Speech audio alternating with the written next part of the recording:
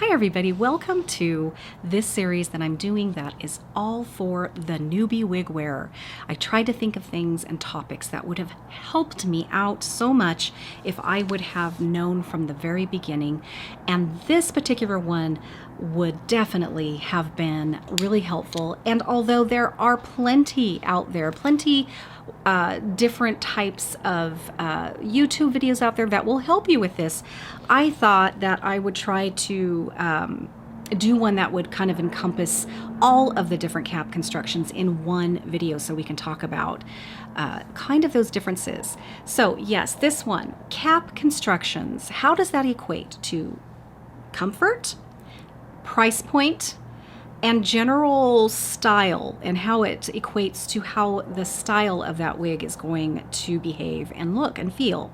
So let's start with one end of the spectrum to the other, and then we'll fill in the middle. So let's talk about the Cadillac of all cap constructions. Now, first of all, cap constructions, that means how the base of the cap, how everything that that wig is made up of is the cap construction. You turn your wig inside out and it exposes your cap construction and what all of those features are. So let's talk about that so we can understand it a little better, and it will help you decide really where you need to be if a price point is your main focus, and what you are probably going to be seeing in that price point. And if price point is like my first one, I really just want to, get something that is going to give me the best first time experience. And so if maybe money is not a factor per se, then let's talk about the different options and what that means exactly. So let's start again with that top of the line Cadillac Cap Construction. So I have here Elizabeth. This was my very first wig, which is why I decided to use her as an example. And I have to say, for first time wig wearers, if you can, I would go for 100% hand-tied cap for your very first. Why? Because it's going to give you a best first experience. And if I would have tried, say, a Noriko basic cap construction for my very first wig, I'm not sure I would be sitting here right now. Not that I don't like them now and that I don't wear them and don't have some Noriko in my collection. No, it's just that I understand what the give and take is, and in the beginning I really didn't. I didn't understand a lot of the terms or anything. So Elizabeth here is the Cadillac, the creme de la creme of wig caps, okay? It's 100% hand tied. What does that mean? That means it took one person made this wig, and it took approximately a week or so, a work week, of individually hand tying each fiber, each little piece of hair in one at a time into this cap. And so there's a lot of craftsmanship that goes into this and time. That's why the price point is at the very tippy top of these non-human hair wigs. So you have that 100% hand tied all through here. This has the full mono top. Monofilament is this material here, and it's 100% again hand tied into the mono top. And what does that mean? The mono tops give you, when it's parted, a very natural scalp-like appearance. It looks like the top of your head when it's parted, and that is fantastic. It's really kind of my favorite cap construction feature, is a monofilament full crown is the ideal. The other way monofilament will be, you will find, is it will be just a partial monofilament. And what that means is that it'll generally have a left side part, and it'll have a strip of monofilament, and it won't be the full crown, but it will have a strip of monofilament, so you will have that natural part scalp appearance on just that left side part. And generally wigs do the left side instead of the right. I don't know why. probably because maybe most of us are right-handed and that tends to be, I don't know. So that's what that means. Monofilament is wonderful. It is. And so this also has a beautiful smart lace, is what the Jon Renau line calls their lace fronts, is smart lace. And it's pretty much, from ear tab to ear tab. So that's considered temple to temple lace. And this, again, gives you a very realistic front to your wig. It looks like the hairs are growing right out of your scalp. Some manufacturers do it better than others, and some you're like, I think I would rather not have this lace front, because if the lace front looks bad, to me, it's just, might as well just get rid of that lace front and do the non-lace front. But Jon Renau, Raquel Welch, I've heard Aesthetica does fantastic, Gabor.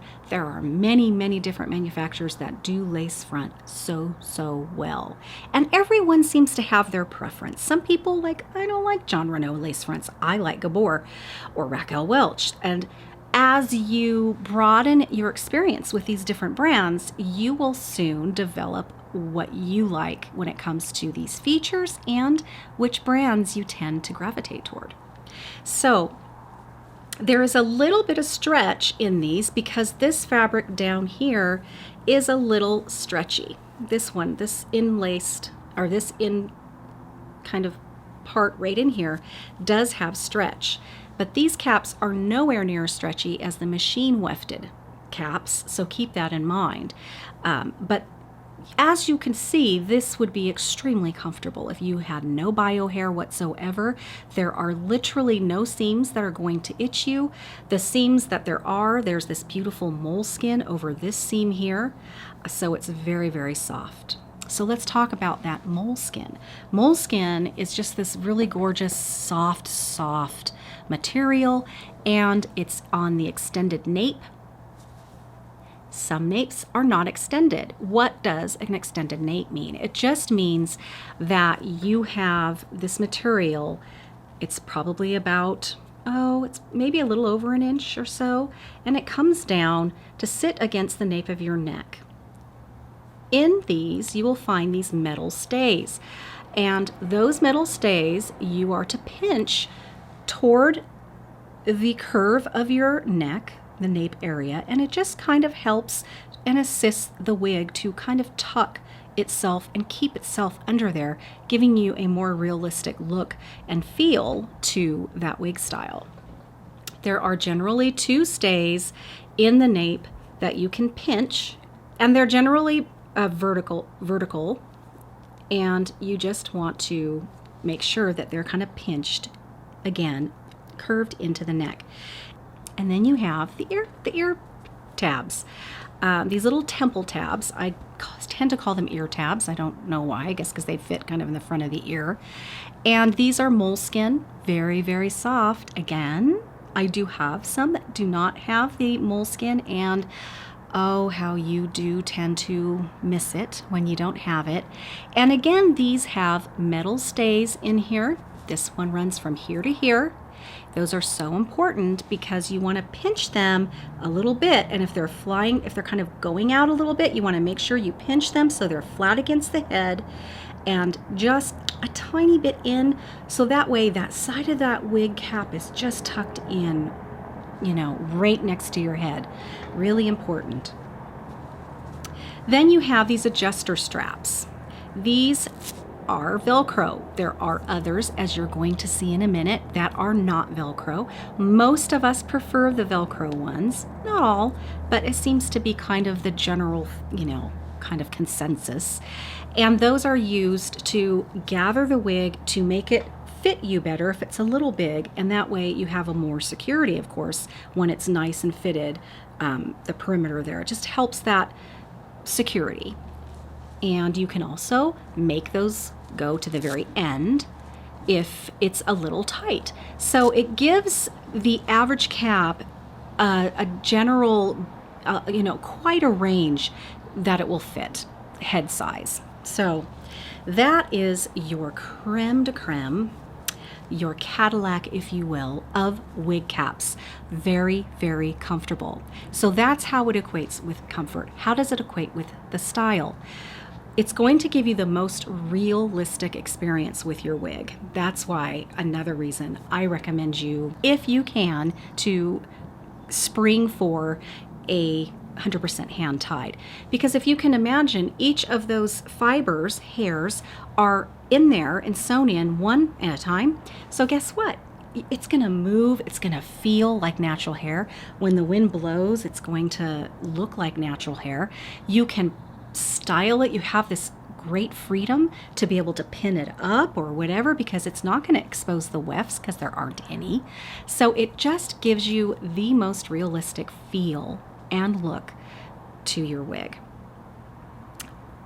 Obviously, all of these wonderful features are going to be pricey. So it is going to affect your bottom line. Obviously, it's going to be expensive. Elizabeth here retails for about, I want to say it's like $407, something like that, dollars. And you know, that's what you're getting. So you're paying a premium for premium, you know, features. Now, do those premium features and price equate to longevity, to your wig lasting longer? No, it isn't. So then you're going to have to weigh, like, do I want to spend more for a better experience while I'm in that wig? Do I want to get a couple of these hand-tied wigs to wear on special occasions and then wear my machine wefted, less expensive ones for more daily wear?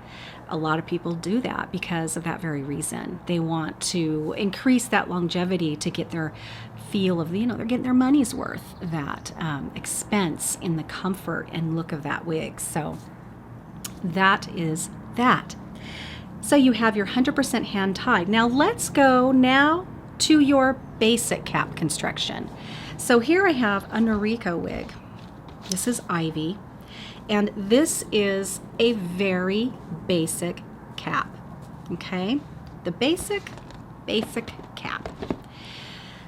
So what does a basic cap look like? Well, you aren't going to have your lace front. There is no monofilament part. It's machine wefted all the way around. You do have your metal stays, but no moleskin. There is no extended nape, and therefore you don't have any little stays down there either. And this is your very basic cap construction. All through the top of this, right through here, is permatease. Okay, permatease lives all out through in here. And you have, now here on the side, instead of the Velcro, you have more of the bra strap pull type of, you know, little tabby things here that will adjust your cap for you. So how does a cap like this equate with comfort? Well, you're giving up for comfort. You're giving up, well, for one thing, these are very warm. This is a very, very short wig. Very short. You would think that it would be very cool because it is a very short wig, right? And while it is nice to have it really short back here so I can feel the breeze on my neck, the rest of the wig, because most of it, all of this up here in the crown, is permatease, closed cap. Permatease. Permatease itself is like a layer of insulation between you and the outside world. So there is no air getting in, no air getting in, no nothing getting out. So you're basically wearing this winter hat, even though it's a very short style. So these closed caps are not as cool. They just aren't as cool. So keep that in mind. Comfort-wise, that is a comfort feature, right? You're not going to have a lot of breathing going on there. Now, please keep in mind that with comfort, and when I do my wig chats, and if I talk about how a wig is affecting my personal comfort, keep in mind that I definitely am more sensitive to things than I think the average person. And if you are too, then you'll probably really want to clue in on that. But if not, you need to take it with a grain of salt, because there are many people that absolutely don't get bothered by the things that bother me. Now, this one is got the temple tab, the ear tabs, right? And it is the same kind of feel and material, actually, is what is up here. So there's no moleskin here. And I can feel that. And it just does kind of start itching me a little bit, especially if I get warm. And we tend to perspire around the perimeters, right? Kind of like all through here. And so then I start kind of itching a little bit. So yeah, you definitely get that. Now, the non-lace front, this one has a really nice soft span of material right here, and also, no, this one doesn't. So yeah, it has a nice perimeter of what feels almost like moleskin right around that front perimeter. So that is nice. Now, the funny thing is that some people find they are more comfortable wearing a non-lace front wig than they are with a lace front wig. They're willing to give that up because the lacing material can be very annoying and sometimes quite itchy for some people. Funny enough, it doesn't seem to bother me. Now, I'm not sure why that is, but I have kind of my own little, I'm wondering if I know why. And anyway, so I can't really equate a non-lace front wig with not being as comfortable, and kind of an aesthetic looks nice, you know, with a nice lace front. But if you've watched some of my wig chats with these Noriko wigs, and I also have, I think, a Tressalure non-lace front as well, you can get these looking very nice if you have your own bio hair. So don't shy away from these because of that. Again, though, brand new to wigs, I would probably opt to try a lace front first, because your skill level, I don't want you to feel overwhelmed with what you need to do to get that first wig to look nice. I would love for you to stick that wig on, and the only thing you really have to get used to is that you have hair now, because that's a big one. You have looked like you've looked now. You've dealt with your thinning hair for so many years, you have forgotten what it's like to have a full head of hair. Maybe, like me, you've never had a full head of hair. That's the one thing that you're going to have to get over, and you will. But I rather you deal with just that than what do I have to do to make this front, you know what I mean? So that's just my 2 cents. The non-moleskin neck area here in the nape area, to me, oh yeah, I definitely feel the difference when I don't have that moleskin back here, when I don't have it here on the side, you know.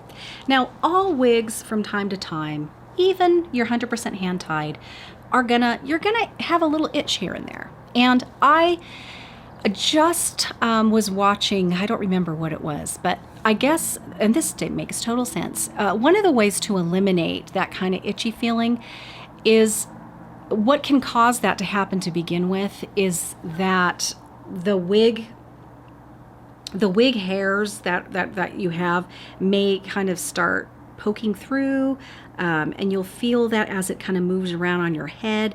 So wearing a wig cap of some kind can just kind of keep that little barrier between you and the bottom underside of that wig. So that can help as well. If you're like me though, and you don't like wearing, because again, it just kind of feels like even more that I have on my head. I don't wear wig grips, I don't wear wig caps. I just like to get my hair secure and stick the wig on my head.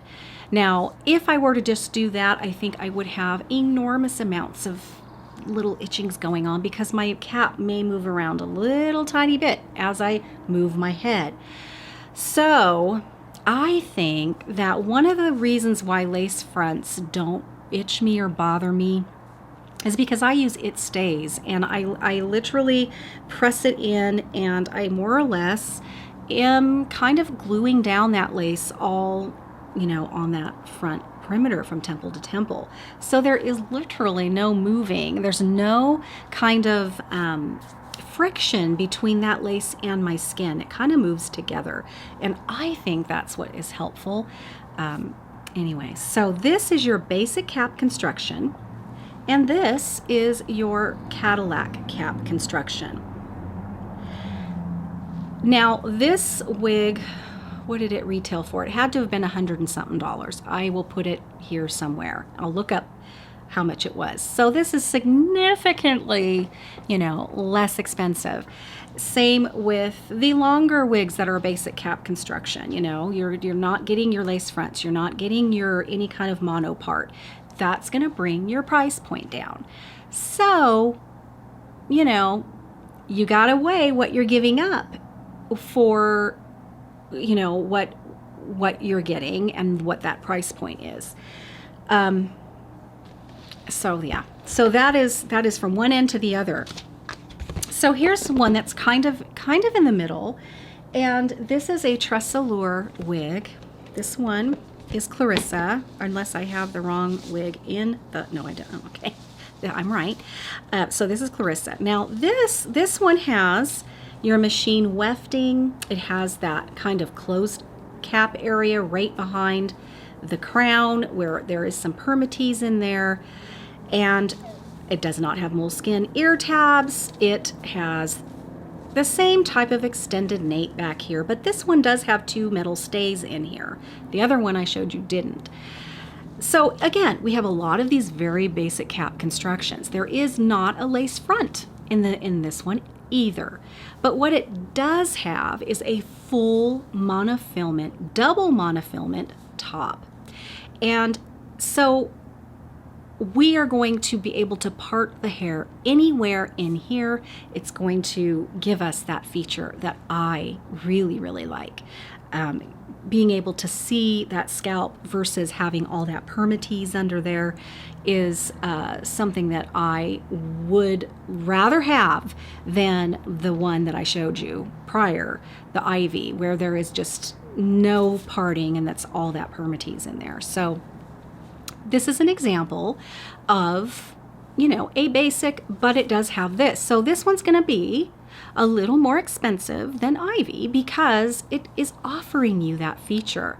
Now it also has this really kind of almost silicone bit here in the front that would fit, you know, right here on your head. And what the reason why that's there is if you do not have any of your own hair, it first of all feels wonderfully cool. I even like the feel of it because I'm so thin up there I can feel it anyway. It feels very comfortable, but it also, if you don't have any hair, it eliminates some slipping. So you may not have to even worry about securing it or having a wig grip on. Like me, I don't like the wig grips because again, it feels so much more bulky. I want to try to eliminate the feel of having something on my head because that lends me to this point. If you have 100% hand-tied cap, you guys, it's going to still feel like you have something on your head. You're wearing a hat, essentially, a full cap. You know? So while it is immensely more comfortable than the basic cap construction and you know all of that, you still are going to feel it, and it's not going to just, I don't know, especially your first one, you're going to feel it. It's the weirdest thing to try to get used to, that you have this on your head, but eventually, trust me, you will get used to that feel.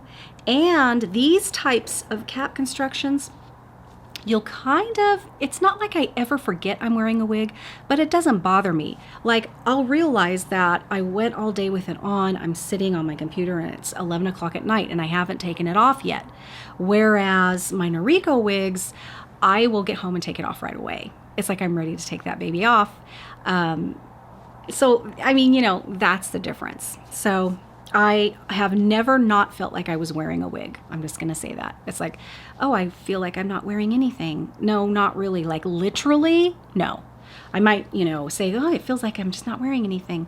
Well, sort of, but not literally. Like I forgot that I have something on my head. No, you feel like you're wearing a hat. You just do. Because you are. A little hair hat. Okay. So I just wanted to show you that. I hope that was helpful to you.